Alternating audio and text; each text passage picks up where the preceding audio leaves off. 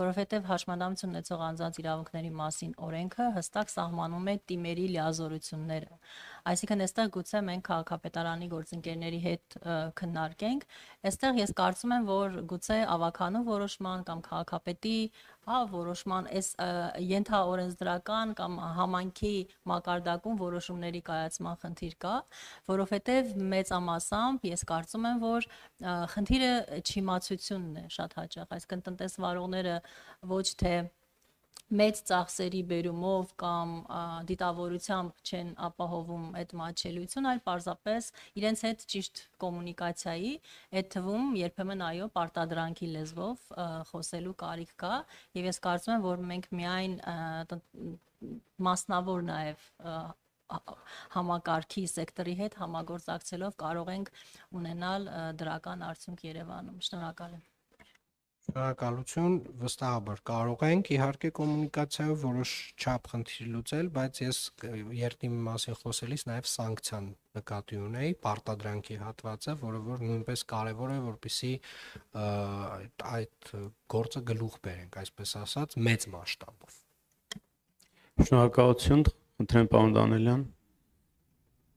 Շնորհակալ եմ,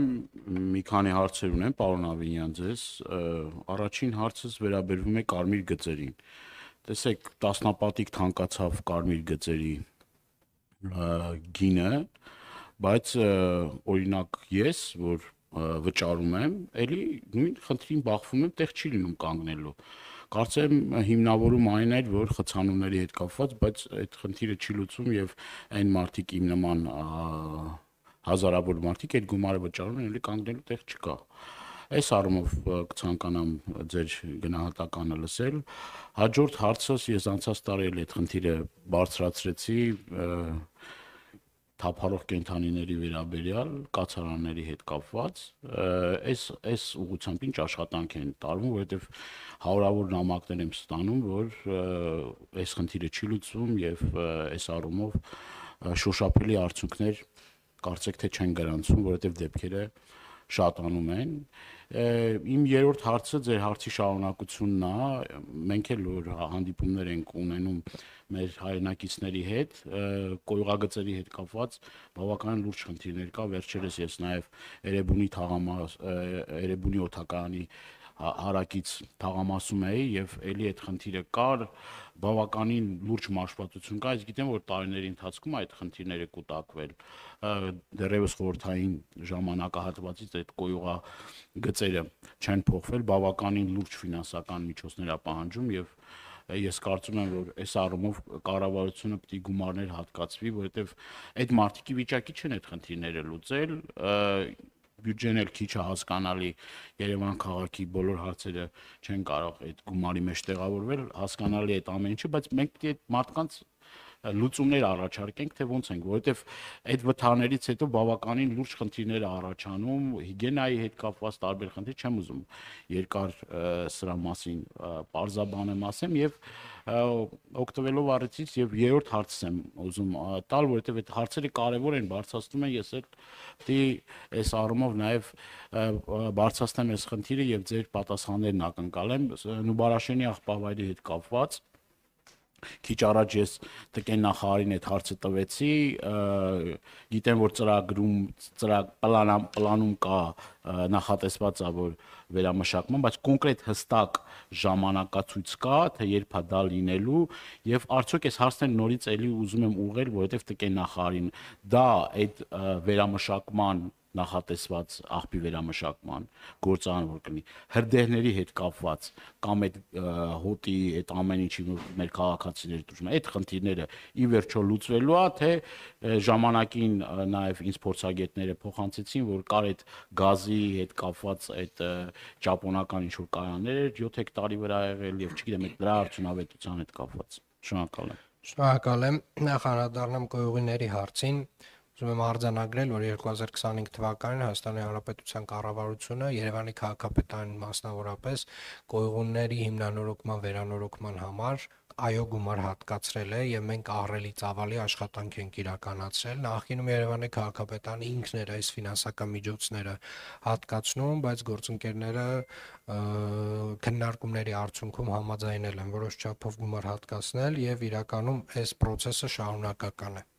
Ինչ վերաբերում է կարմիր գծերին, պարոն Դանելյան, տեսեք, երբ որ մենք փոխում ենք կարմիր գծերի հետ կապված որևէ կարգավորում, լինի ֆինանսական կամ որևէ, մենք պետք է հասկանանք, որ այդ process-ին զուգահեռ նաև տեղի ունենում Երևան քաղաքում ավտոների քանակի աճ, այսինքն ամեն տարի այդ ավտոների քանակը ավելանում է։ Վերջին միայն 1 տարում ասեցի 11000 նոր ավտոմեքենա է գրանցվել Երևան քաղաքում եւ շարունակաբար աճում է։ Մենք որպեսզի նախ առաջինը պետք է անդրադառնանք ավտոմեքենաների այդ ծավալին, այսինքն այդ մտնող ծավալին, որովհետեւ դե հիմա ասում է բան են տենց այդ մատերիալից չենք էլի որ կարողանանք տենց այդքան տեղավորվել, բայց դրա համար պետք է որոշակի սահմանափակով կարգավորումներ ունենանք։ Բայց կոնկրետ ձեր հարցին ինչպես անենք, որ իմանանք արդյոք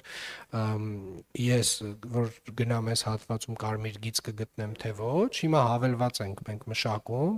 էլեկտրոնային հավելված է, որով որ դուք կարողանալու եք տեսնել, այս տեղում օրինակ 2-3 տեղ կա պոտենցիալ, ասենք մինչև հասնեք 2-3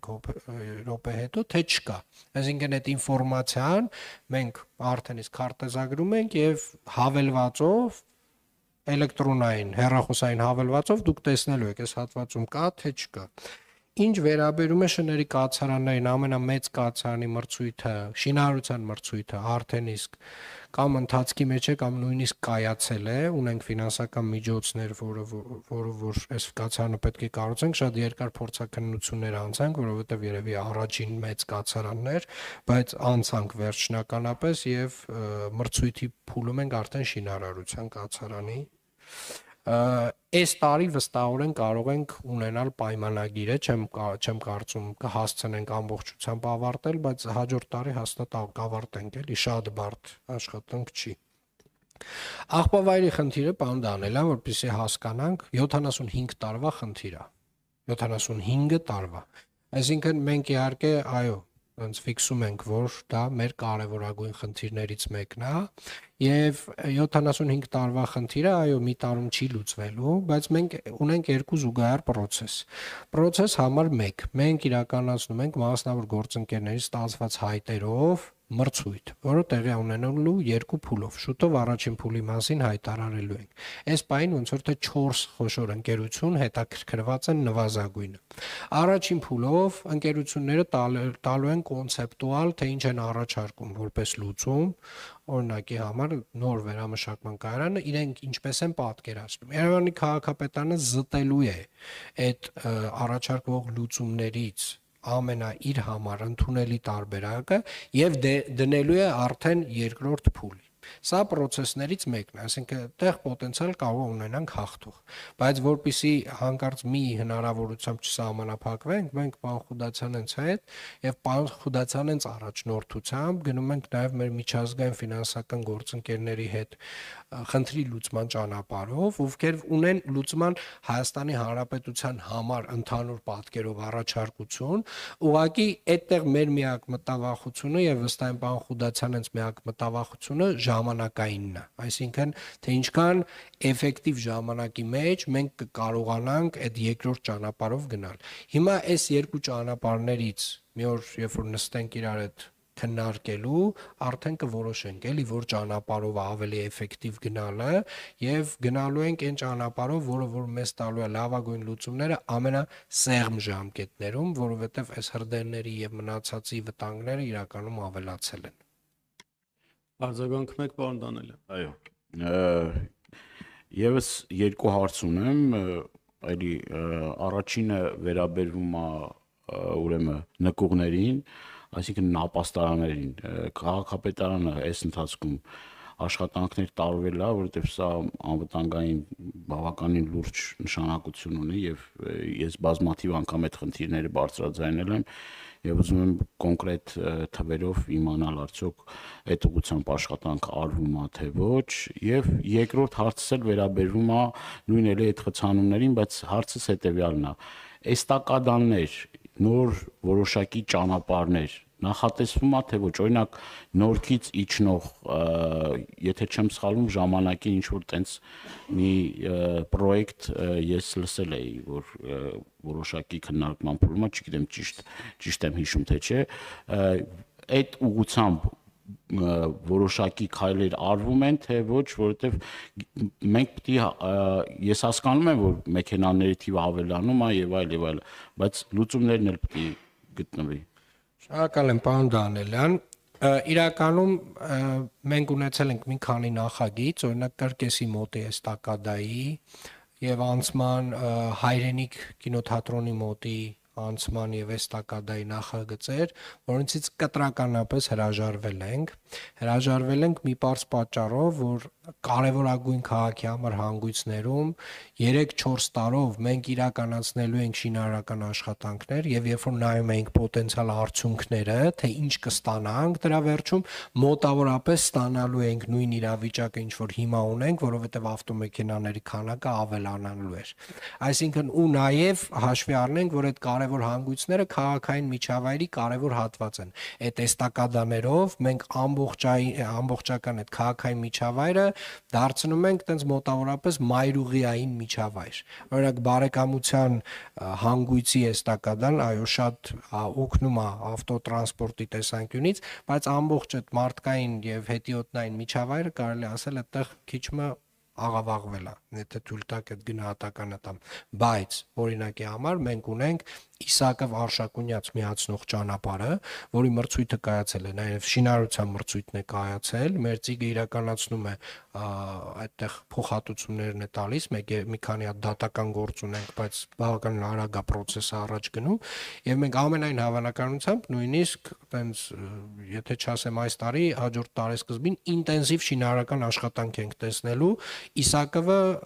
Արշակունյաց ճանապարհին միացնում, այսինքն բոլոր այն հատվածներում, որտեղ կա այդ հնարավորությունը, մենք գնում ենք այդ ճանապարհով։ Բոլոր այն հատվածներում, որտեղ արդյունքը լինելու է շատ անորոշ, մենք հրաժարվում ենք այդ ճանապարհից։ Ապաստարանների մասով է, պարոն Դանելյան։ Գյուրջանը, պարոն Դանելյան, Գյուրջանի ճանապարհը նախագիծը արդեն վերջնականացման փուլում է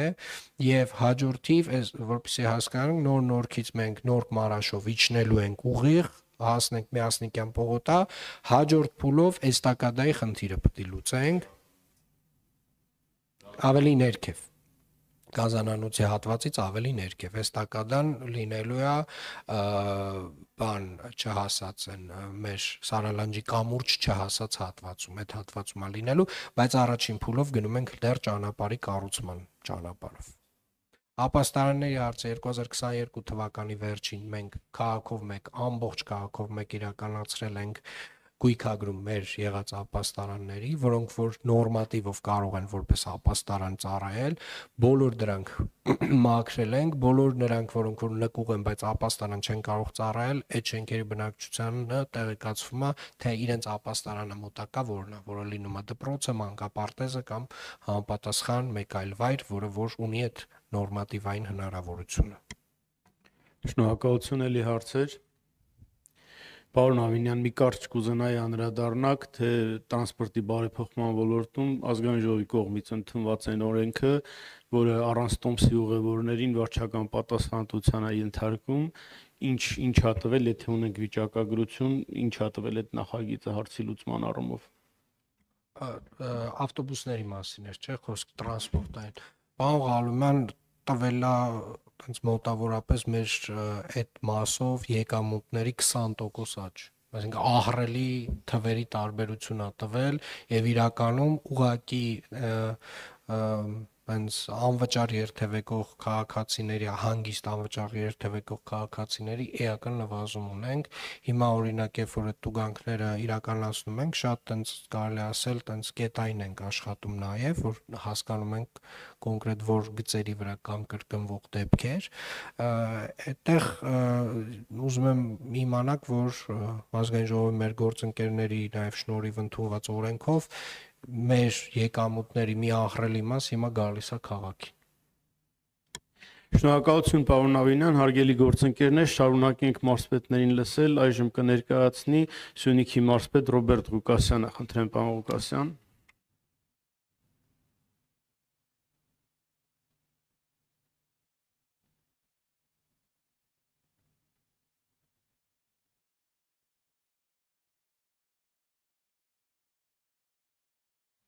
Հարգարժան նախագահող, հարգելի պարոն նախարար, հարգելի գործընկերներ, հարգելի ներկաներ, Սյունիքի մարզպետի աշխատակազմի պահպանման ծախսերն ըստ էության մնացել են 2025 թվականի չափով 467 միլիոն դրամի չափով, որից աշխատավարձ 403 միլիոն դրամ է։ Ես կարծում եմ շատ կարևոր կլինի սուբվենցիայի մասով ասեմ, որ Սյունիքի մարզում իրականացվել է թվով 16 սուբվենցիոն ծրագրեր իրենց 37 ենթածրագրերով եւ 11 ենթածրագրեր հաստատվել են պայմանով, թերությունները նախագծային վերացնելուց հետո իրենք կարող են իրականացնել 2026 թվականին եւ այդ ուղղությամբ 16 ծրագրերի համար պետական բյուջեից հատկացվել է 4 միլիարդ 945 միլիոն դրամ եւ պայմանով հաստատվածները 2 միլիարդ 685 միլիոն դրամ։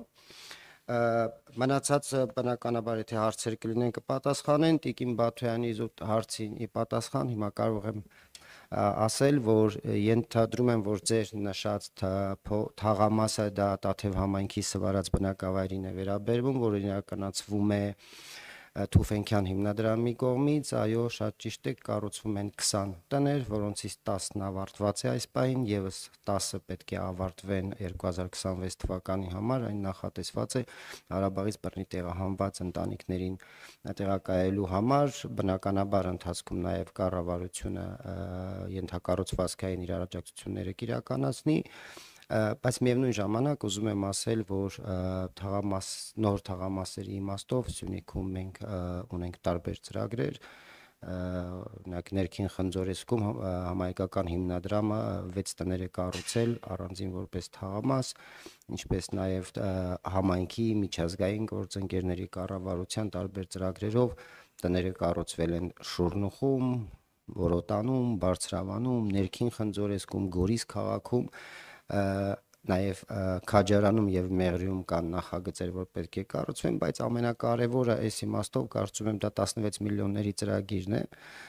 որի ընթացքում 225 նոր տներ կառուցվել են սահմանամերձ բնակավայրերում, այնտեղ որտեղ համայնքները կարողացել են տների հողերի թույլտվությունները կազմակերպել թաղամասի տրամաբանությամբ, ինչպես օրինակ Տեղը եւ Գորիսը, ապա ունենք նոր հրաշալի այդտեղ արդեն նոր թաղամասեր գյուղերում շնորհակալություն։ Շնորհակալություն հարցեր պարոն Ղուկասյանի, խնդրեմ Տիկին Բաթոյան։ Շնորհակալ եմ պարոն Ղուկասյան,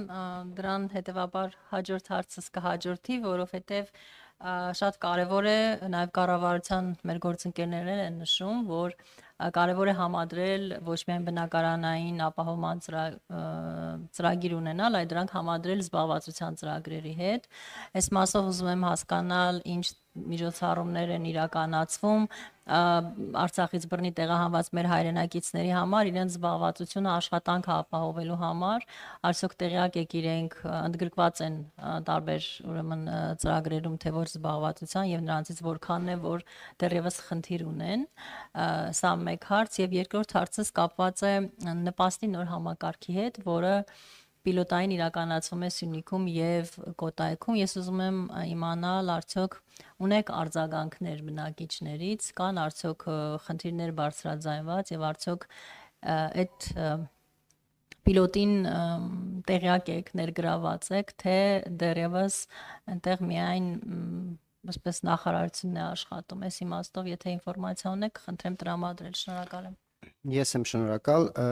Ինչ վերաբերում է Լեռնային Ղարաբաղից բռնի տեղահանվածներին, ապա ես կարծում եմ 1 տարի անց արդեն գրեթե բոլոր այն մարդիկ, ովքեր որևէ մասնագիտություն ունեին, իրենք արդեն աշխատում էին։ Բնականաբար սա կապված է նաև այն հանգամանքով, որ Սյունիքի մարզում են գտնվում նաև խոշոր հարկատուներ, Զանգեզուրի պղնձամոլիբդենային կոմբինատ եւ հարակից շատ կառույցներ, դրանով իսկ պայմանավորված շատ ավելի հեշտ է այս process-ը Սյունիքի մարզում։ Մենք շուտ 3500 հոգի ունենք